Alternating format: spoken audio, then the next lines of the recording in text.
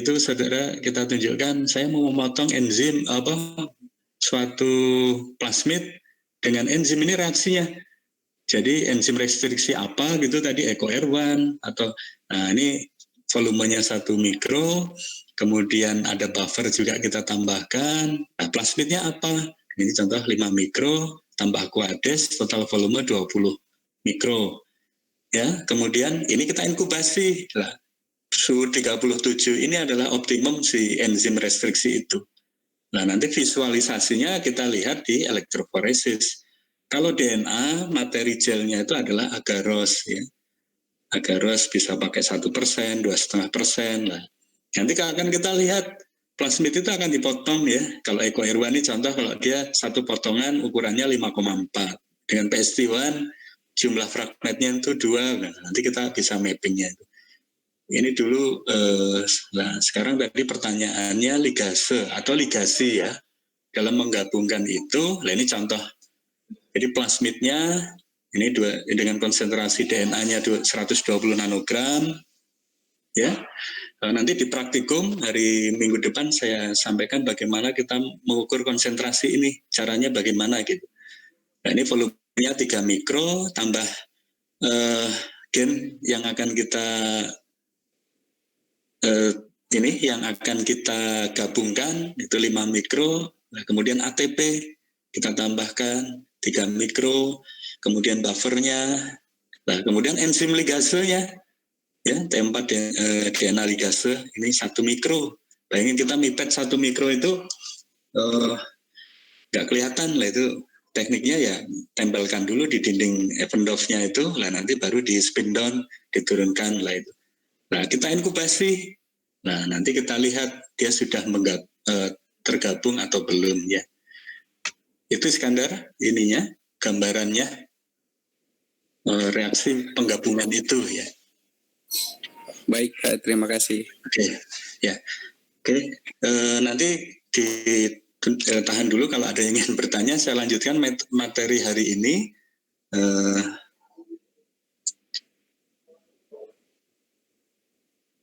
Sesuai dengan kontrak ya, hari ini itu namanya materi, bisa dilihat ini.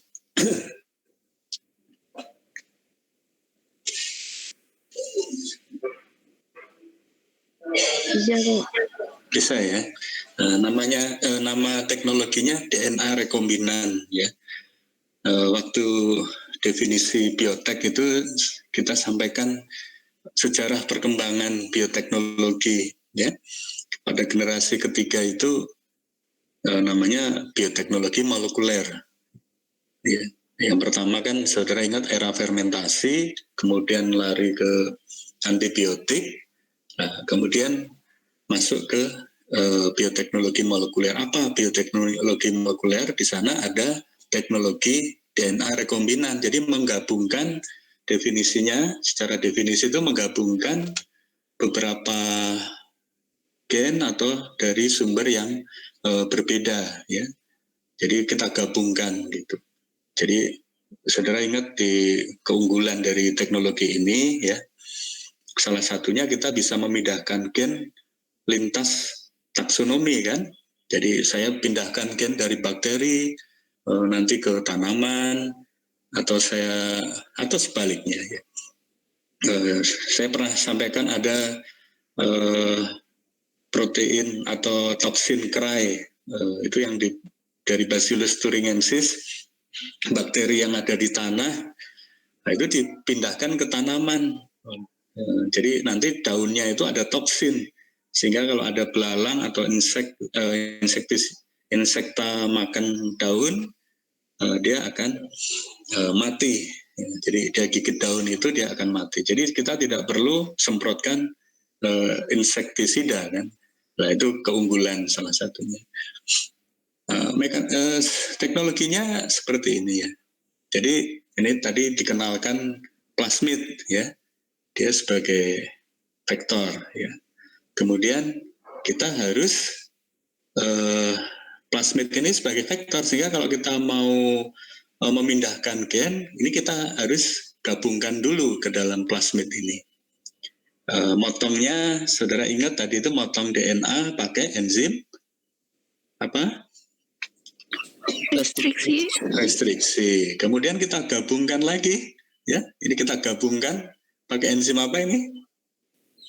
Ligase. Ya kan?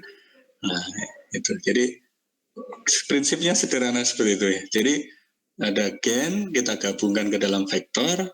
Ingat plasmid itu adalah DNA ekstra apa?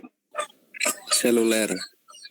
Iya, ekstra kromosom ya. Jadi di luar kromosom. Ya. Dia masih di dalam sel, beda ya. Kalau ekstra seluler itu di luar sel. Nah, kalau ini kan ekstra kromosom, jadi masih di dalam sel tapi di luar kromosom, gitu ya. Jadi setelah dilakukan rekombinan seperti ini, kita masukkan dalam sel inang. Ya. Dalam teknologi rekayasa genetik, pertama kali paling banyak digunakan sebagai inang itu adalah bakteri E. coli. Tentunya bukan E. coli yang native yang ada di alam ya, jadi itu sudah dilakukan konstruksi juga, dirakit juga. Jadi salah satu nanti di rangkuman terakhir saya sebutkan E. coli-nya ada nama ini dagangnya itu DH5 alpha. Jadi E. coli kenapa banyak digunakan karena warnanya bening ya. Warnanya bening, jadi kita mudah melakukan pengamatan itu. Jadi plasmid masukkan dulu dalam E. coli, ya, kemudian kita biakkan sehingga plasmid yang tadinya satu, ya, jadi akan ini membelah terus sehingga gen yang kita sisipkan ke dalam plasmid itu ikut banyak gitu. Dan nanti kita bisa panen gen, ya, panen gen dan baru kita pindahkan ke yang lain. Ini prinsip pertama yang dilakukan. Jadi walaupun nanti saudara bekerja di tanaman, di hewan, ya, untuk melakukan konstruksi pertama itu sama. Jadi sehingga banyak juga beberapa alumni dulu dari agronomi diterima di KKP, dia membuat konstruksi rekombinan di ikan, tapi dalam membuat rekombinan DNA-nya di awal itu sama. Jadi nanti tinggal tahapan selanjutnya itu yang memang berbeda. Dan yang paling mudah memang itu di tanaman. Cukup dengan diinfeksikan dengan agrobakterium, si gen yang kita sisipkan itu sudah masuk ke dalam tanaman. Makanya di tanaman berkembang dengan pesat ya, tentang rekayasa genetik. Kalau di hewan lebih rumit lagi. Kemudian ini tadi diulang lagi teknik pemotongan enzim restriksi ya. Ini jadi dia mengenali sekuen yang sangat spesifik ya. Nah ini contoh kita lakukan tadi sudah ya, ini pemotongan. Nah ini macam-macam enzim restriksi ya. Kita tinggal pilih sesuai dengan plasmid yang kita gunakan. Jadi kalau plasmid itu menggunakan situs pemotongan apa lah, nanti kita akan pilih itu sebagai tempat untuk menyisipkan gennya. Kemudian kita punya istilahnya di sini DNA ya, DNA dari donornya, kemudian vektor itu tentunya harus kita potong dengan enzim yang sama. Ya. Jadi agar nanti pada saat proses pemotongannya itu bisa nyambung gitu. Jadi kita bisa ambil gennya itu dari kromosom, ya. Kemudian kita lakukan PCR, kita amplifikasi gen itu, atau kita bisa lakukan cetak balik, ini namanya complementary DNA itu, kita cetak balik DNA dari RNA. Nah, ini banyak yang dikerjakan teman-teman pertanian, karena mengisolasi dari tanaman itu paling mudah mengisolasi RNA, ya. Tapi untuk melakukan rekayasa tidak bisa di RNA karena dia single strain. Ya. Untuk melakukan rekayasa harus di tingkat DNA sehingga kita cetak balik dari RNA ke DNA, ini namanya cDNA. Nah itu kemudian ini vektor ya. Vektor itu sebetulnya banyak ya. Nah saya untuk saudara mengenal satu saja dulu. Plasmid ini yang umum banyak digunakan. Sedangkan yang lain ada bakteriofag, kemudian cosmid, ya ini plasmid ganda istilahnya ini. Kemudian ada yang artificial kromosom dan tapi yang penting banyak yang digunakan itu plasmid. Kemudian yang tadi kita lakukan rekombinasi ya, kita gabungkan antara gen yang kita akan sisipkan dengan vektornya. Ya. Kemudian ini prosesnya ligase, reaksinya seperti tadi, ada perlu ATP, buffer, ya. Nah ini gambarannya, ini contoh kita memindahkan ini gen ya, gen apa ini? Ini belum ini contoh lah ya. Tadi kita gabungkan dulu. Nah, memang yang menjadi permasalahan kenapa rekayasa genetik itu ada yang berkeberatan? Karena tadi di dalam plasmid itu ada gen penyandi resistensi antibiotik.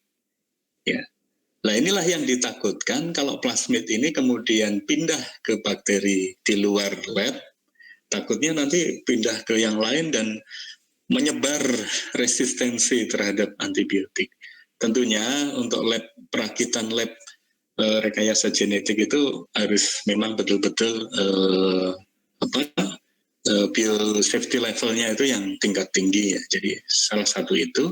Dan yang kedua, sekarang sebetulnya sudah banyak ditinggalkan penggunaan antibiotik dalam proses perakitan ini.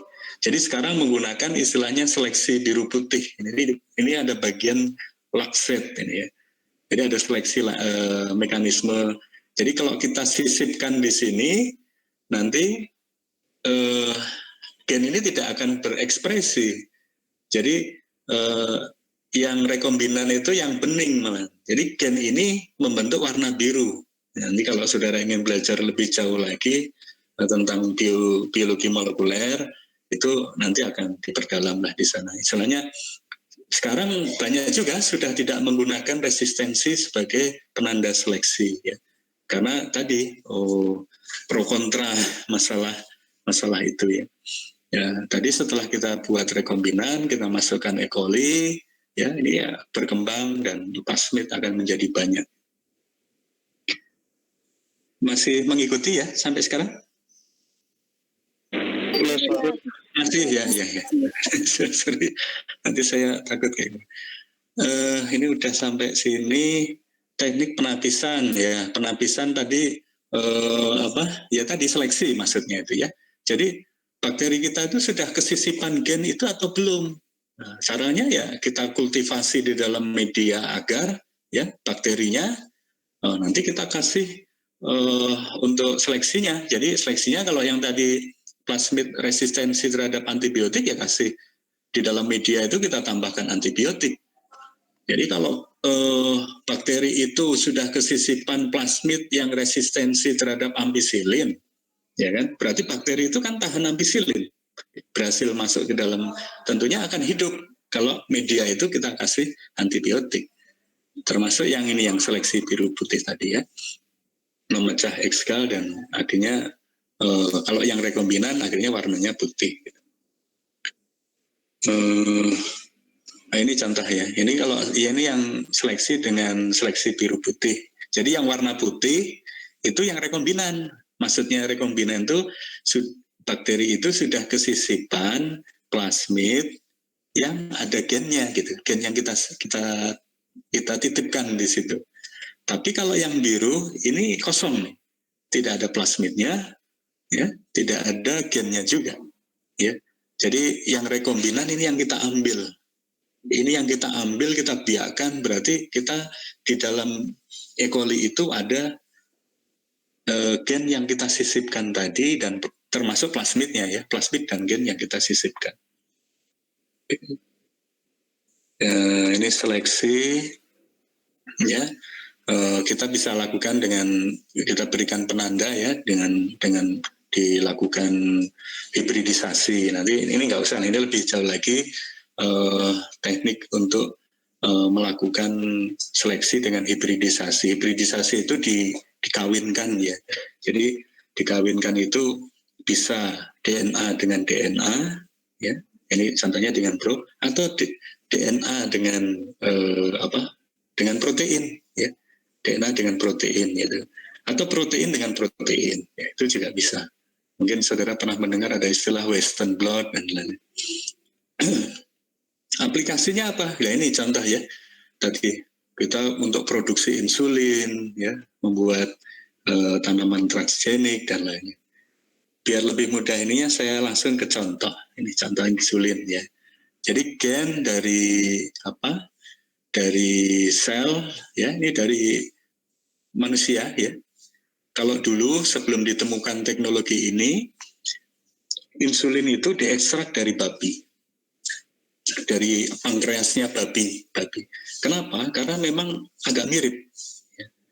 Nah itu akhirnya dengan ditemukan ini sudah ditinggal. Saudara tahu insulin kan untuk sebagai prekursor ya, untuk proses penarikan glukosa yang ada di darah ke dalam sel. Ya. Jadi kalau nggak ada insulin, tentunya gula di dalam darah akan tinggi. Nah itu yang penyakit diabetes itu di situ. Jadi gula yang ada di darah tidak bisa ditarik di dalam sel. Nah itu yang sehingga disuntikkan insulin di dalam darah.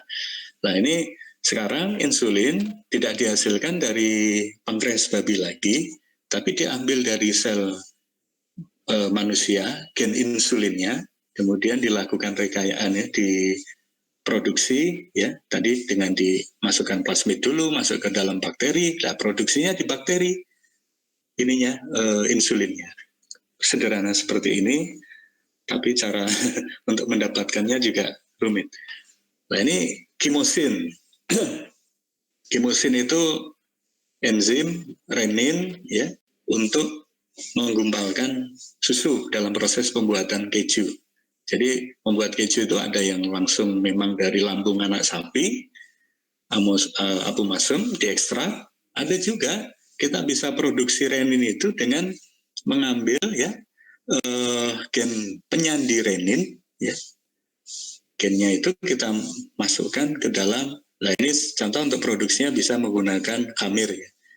Jadi kita masukkan ke plasmid dulu, plasmid masukkan ke dalam khamir. Nah kita bisa produksi, kita fermentasi, kemudian kita ekstrak ya. Nah ini contoh produksi rekombinan renin. Ini juga banyak sudah diproduksi sekarang ya. Jadi tingkat replikasi atau proliferasinya mengikuti proliferasi mikroba, jadi cepat sekali berkembang gitu. Nah ini yang kemarin terakhir saya coba dapatkan, jadi dia produksi renin tapi bukan di mikroba, dia masukkan ke dalam tanaman ya. Nah ini di tobacco ini ya. Jadi gen kemosin itu yang dari sapi itu dia memasukkan ke dalam ini kemudian diekstrak. Nah ingat kemarin praktikum tentang MCA ya. Jadi kemudian diekstrak, diuji dengan MCA, dia menggumpalkan susu. Nah ini contoh, ini baru 2016 ini kemarin, mungkin saudara bisa cari nih artikelnya. Nah, itu tadi. Jadi saya buat ringkasan sedikit. Ini ada 2 ringkasan terakhir. Jadi pertama proses penggabungan DNA yang akan kita sisipkan. Ini contoh saya sebut aja gen X gitu ya. Oh terserah saudara mau gen apa nih, renin atau yang lain-lain, banyak sekali. Nah ini contoh beratnya 1 kilo base pair. 1 kilo base pair itu sama dengan berapa ya? Untuk berapa base pair?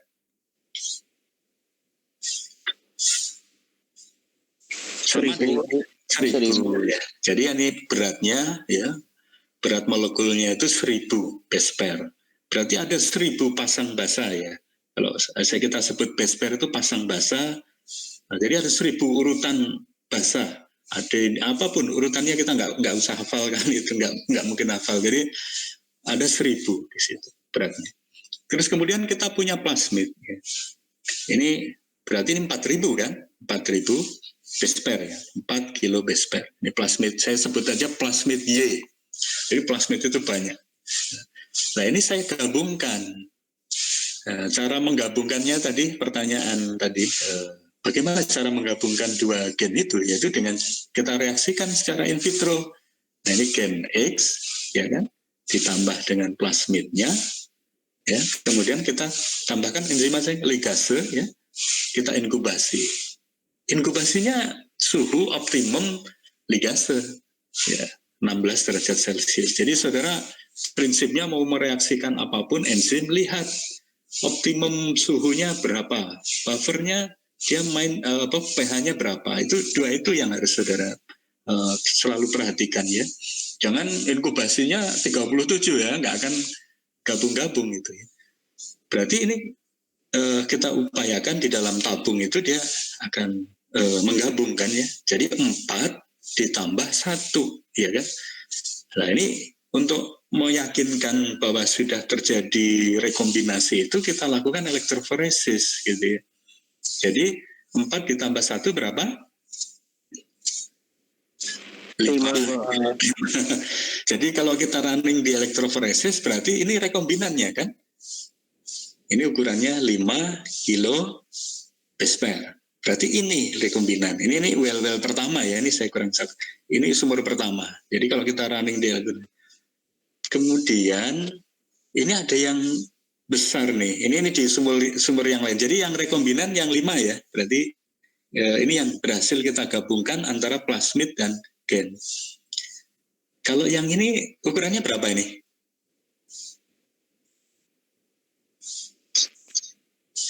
Ukurannya berapa ini? Yang ini, yang pita yang atas ini. 7 apa 8 ini Pak? 8.000 itu Pak. Anggap aja 8 ya. Anggap aja 8 ya. Jadi ini kita secara kasar aja. 8. Kalau 8 berarti dia rekombinan bukan? Rekombinan sesuai yang kita harapkan bukan? Bukan Pak. Bukan. Jadi kira-kira dia apa itu? Kok ada ukurannya 8 itu?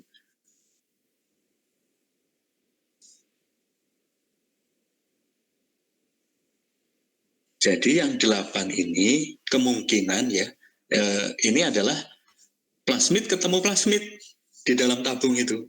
Jadi 4 ditambah 4 ukurannya 8. Jadi dia nggak menggabung dengan gennya. Ya. Jadi ini bukan rekombinan, jadi malah plasmid dimer istilahnya. Plasmid ketemu plasmid. Ini jangan diambil ini. Ya. Ini 4 ketemu 4. Jadi 2 plasmid menggabung menjadi 1 ya. Kalau yang tengah ini ukurannya berapa? 4 Pak. 4. Berarti itu apa? Plasmid.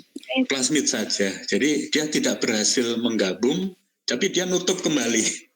Ya, dengan ditambah ligase, dia tidak tergabung dengan yang satu ini. Kalau yang satu ini, ya dia ya gen saja, yang 1 kibi ini. Dia nggak menggabung. Jadi yang rekombinan, yang ini ya, ini yang berhasil digabungkan. Ini cara untuk, oh kita berhasil nih sudah menggabungkan antara 4 dan 1. Itu cara untuk verifikasi atau visualisasinya dengan elektroforesis. Ya. Ini ringkasan pertama. Ringkasan kedua, ini saya ringkas lagi yang tadi. Jadi proses penggabungan antara plasmid, ya. Nah ini dengan ya di dalam ini caranya gimana? Caranya kita harus ada plasmid. Ini plasmid rekombinan. Ini adalah kalau orang sebut sebagai inang atau hostnya tadi.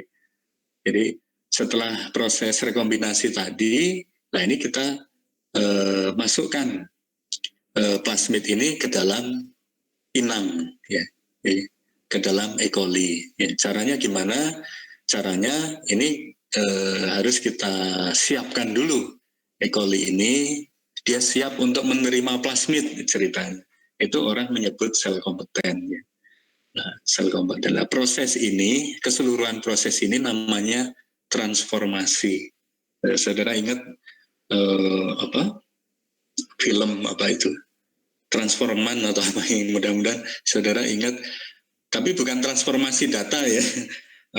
Saudara data apa itu dari persen harus ditransformasi dulu gitu kan. Kalau ini enggak, ini istilahnya kita merubah sifat sebetulnya E. coli ini dengan dimasukkan gen yang baru ini. Jadi ini harus disiapkan dulu, itu kita buat sel kompeten namanya. Ya. Kemudian ini penggabungannya caranya ya ini 100 mikro dari E. coli ini ya ditambahkan plasmid ya. Nah, caranya gimana? Kita diamkan di suhu dingin ya, di suhu dingin. Jadi kita lakukan habis dingin ini, kemudian kita panaskan gitu. Ini namanya heat shock. Gitu. Jadi setelah dingin panas gitu ya. Ini 42 derajat Celcius 2 menit. Jadi setelah dingin, kondisi ini kan dingin, kemudian panas, dinginkan lagi. Nah ini dengan es ini 5 menit. Jadi dengan heat shock itu atau kejutan panas kemudian dingin, membran sel itu agak pori-pori sel ya, membran itu agak terbuka sehingga plasmid itu bisa masuk. Gitu. Nah, membuktikannya bagaimana? Kemudian kita tambahkan media cair dan kita kultivasi di dalam media padat ya. Jadi yang tumbuh ini ya, yang tumbuh ini karena di dalam media ini kita tambahkan resistensi terhadap antibiotik, ampicillin resisten. Jadi plasmid yang bisa masuk ke dalam E. coli dan kemudian kita tumbuhkan, nah dia berarti ini adalah di dalam sel ini ada plasmid yang ada gen resistensi ampicillin sekaligus dia membawa gen yang kita sisipkan tadi. Jadi yang bisa tumbuh berarti dia rekombinan gitu. Itu namanya proses seleksinya ya. Jadi tahapannya seperti itu untuk menggabungkan antara plasmid dengan inangnya ya, sehingga kita dapatkan bakteri yang rekombinan itu. Jadi itulah namanya. Kemudian kok dinamakan cloning gen ya? Karena bakteri itu berkembang ya, dan gen ini akan semakin banyak. Jadi dilakukan perbanyakan gen ya dengan cara cloning. Cloningnya seperti itu. Jadi dia masuk ke dalam sel bakteri, kemudian bakteri membelah dan gennya ikut menjadi banyak. Jadi itu cloning, namanya istilahnya cloning gen ya. Beda dengan cloning domba doli mungkin istilahnya. Oke, sampai di sini ada pertanyaan. Saya persilahkan. Mau tanya Pak? Mangga, pilih. Kalau misalnya Pak, saya ingin menggabungkan dua gen yang berbeda ke dalam satu plasmid nih Pak, apakah itu bisa langsung digabungkan bersamaan atau harus satu-satu Pak? Kalau misalnya satu-satu, apakah ada syarat tersendiri seperti misalnya saya harus menggabungkan gen A terlebih dahulu baru gen B atau bisa kebalikannya? Iya. Jadi untuk proses ekspresi atau membuat konstruksi gen itu sebetulnya bisa kita lakukan penggabungan dulu antar gennya. Ya. Nah, biasanya memang dalam proses itu tidak hanya gen saja, jadi biasanya ada promotornya, ya. Promotor sebagai titik awal untuk proses regulasi dari ekspresinya. Jadi biasanya memang perlu promotor. Jadi saya gambarkan sederhana seperti itu, tapi di dalam sekuen itu ada namanya promotor, kemudian baru gen yang kita inikan. Nah kalau nanti bisa gini, gen X dan Y itu kita gabungkan dulu, ya secara in vitro, baru kita gabungkan ke dalam plasmid. Jadi bisa dengan seperti itu. Jadi kalau kita mau sisipkan di tempat yang lain, nanti regulasi ekspresinya mungkin akan berbeda. Jadi gen itu biasanya membutuhkan promotor ya. Promotor itu juga sekuen DNA juga. Nah, nanti promotornya sama atau tidak nih yang kita gabungkan ini ya. Banyak teknologi itu banyak dilakukan untuk memproduksi antibodi. Jadi dalam antibodi itu dilakukan beberapa penggabungan seperti itu, tapi konstruksinya di antara fragmen gen dulu. Nah, nanti baru dimasukkan dalam plasmid gitu ya. Berarti bisa ya Pak digabungkan dulu gennya, tetapi Bisa. harus memperhatikan promotornya sama atau tidak gitu ya Pak untuk kesuksesannya. Masalahnya udah berhasil menggabung tapi nggak berekspresi kan sayang juga ya. Maksud saya berekspresi itu, istilah ekspresi itu dihasilkan protein ya. Jadi konstruksinya tergabung ya. Mama tadi gen yang satu ukurnya 1 GB, yang satu 2, tambah plasmid 4 ya kan. Jadi kan ukurannya kan jadi berapa tuh? Dari 7 kan, 7 GB lah. Tapi nanti apakah itu bisa diekspresikan gitu? Artinya yang satu mungkin Billy pengen buat yang produksi warna biru, yang satu warna hijau. Nah, apakah dihasilkan dua warna itu gitu? Atau yang satu tidak berekspresi karena nggak promotornya beda gitu? Nah, itu yang harus diperhatikan dalam istilahnya itu konstruksi gennya ya. Di situ konstruksi gennya. Itu sementara. Ya. Baik, terima kasih Bapak atas penjelasannya Pak. Nah, saudara kalau tertarik tentang bagian itu, silakan papernya, jurnalnya bisa tentang itu. Dan saya sebetulnya tidak kemarin saya lupa ya, ada yang bertanya mungkin sistematikanya bagaimana. Sudah mengerjakan belum semua? Belum ya? Mudah-mudahan belum. Sudah ada yang mengerjakan tugas papernya? Belum Pak. Nah, maksud saya gini, saya buat lebih simpel saja. Jadi bentuknya tidak harus paper gitu. Jadi dengan satu jurnal, saudara bikin semacam ringkasan lah dari jurnal itu. Jadi nggak usah banyak-banyak, selembar 2 lembar. Nah, nanti dilampirkan jurnalnya. Itu maksud saya review jurnal itu di situ. Jadi kayak tadi, lebih sederhana kan ya, nggak harus membuat paper yang panjang, tapi saudara pelajari satu jurnal, contoh tentang tadi ya, membuat rekombinan kimosin ya, mungkin ada yang dari domba, saya pernah baca itu dari unta ya, gen renin dari unta dipindahkan lah, itu saudara rangkum sedikit saja, itu prosesnya seperti apa, dia menggunakan plasmid apa, ya kan, lah prosesnya bagaimana, secara garis besar saja. Tapi saudara mengerti isi dari jurnal itulah gitu. Target saya cuma itu. Jadi saudara paham tentang isi dari jurnal itu. Itu mungkin ada yang ditanyakan lagi, silahkan.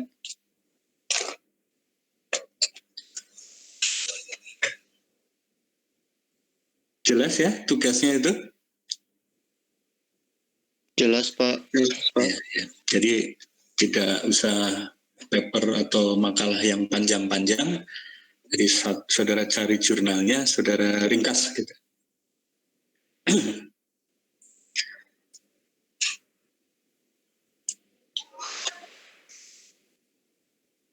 Ada lagi? Silakan. Yang bertanya Pak. Ya, silakan. Jadi untuk tugasnya itu berbentuk ringkasan atau formatnya masih format jurnal Pak? Format inian, paper? Ringkasan saja. Ringkasan saja ya Pak? Ringkasan saja, sudah. Boleh tulis tangan, boleh diketik. Ya, boleh di tangan, boleh diketik. Oke Pak, makasih Pak. Jadi dipahami satu jurnal itu saja. Jadi saudara nggak usah bandingkan dengan referensi yang lain atau jurnal yang lain. Tapi pahami satu jurnal itu. Silakan di review singkat saja. Itu untuk tugas, bisa ini menambah nilai ya. Harus mengumpulkan tugas, misalnya nilainya ada gitu ya. Ada lagi, silakan. Oke, kalau sudah cukup, mungkin saya akhiri kuliah hari ini. Tetap jaga ini ya, kesehatan. Saya baru tadi pagi ini teman saya barusan nelpon,